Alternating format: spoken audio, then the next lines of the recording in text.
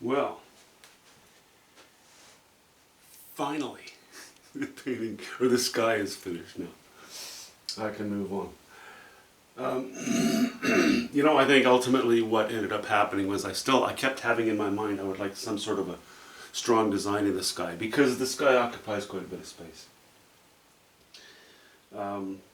However, those decisions about the sky needed to be made from a distance. So eventually I thought, okay, we can still have a design in here, a fairly strong design, but it needs to be dumbed down. It needs to be tempered. It needs to be a soft sky. So what I've done is I had a lot of very directional strokes, even in the higher area here. I had this very strong blue band. No, too strong, too high a chroma, too hard a lines. In fact, it may have been complementary color-wise to other areas, but it also began to look a little bit too cartoonish. Sorry, I'm squatting a little bit here so I can fit myself in the frame.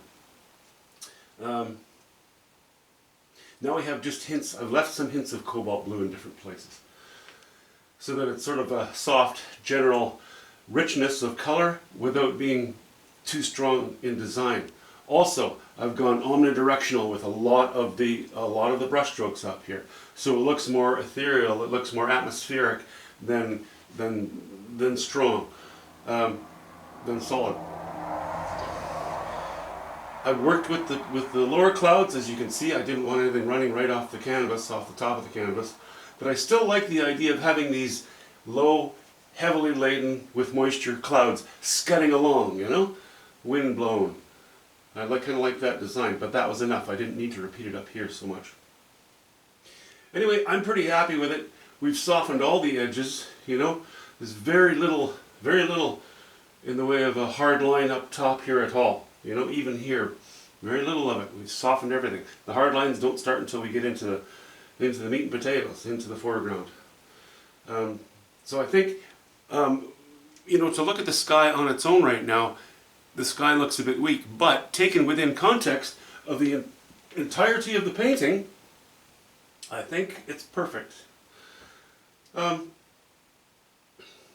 I'm going to have to actually wash this in with a darker tint yet. I would like it to be very opaque. It'll be ultramarine blue and burnt sienna. It's in turpentine. I want to make that very dark before I go back in and lay slightly lighter colors over this.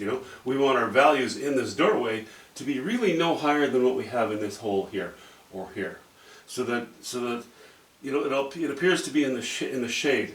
Now, if I don't make this extremely dark to start with and then work my way up, then those lines that I'm going to put in there, which have to be fairly strong because it's in a very important area of the painting, those lines will be weak because you'll have these little smears of translucency from the stain that I put in there before. Okay, I'm going to play with that. Let me zoom in. Let me zoom in on a couple of spots, just to show you well, for one thing, you can see how that wash-in is not opaque there. The darkness. It has to be very dark before I go back in and build shapes. And then the other thing is, I don't know how well you could see the cobalt blue poking through in places. So we'll just zoom in the odd spot. See, I reintroduced a bit of cobalt blue there. And then left a bunch of cobalt blue there.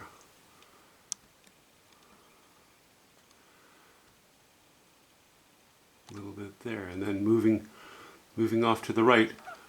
That's sort of cobalt blue, but it's being filtered through that light atmospheric sort of sky. So it's not very present. It's there, but it's not overtaking anything. But I like it. It's a good variety. And there's just enough design in there, I think, to keep it interesting. Okay, I'm really looking forward to having this painting done today. We'll talk to you later, guys.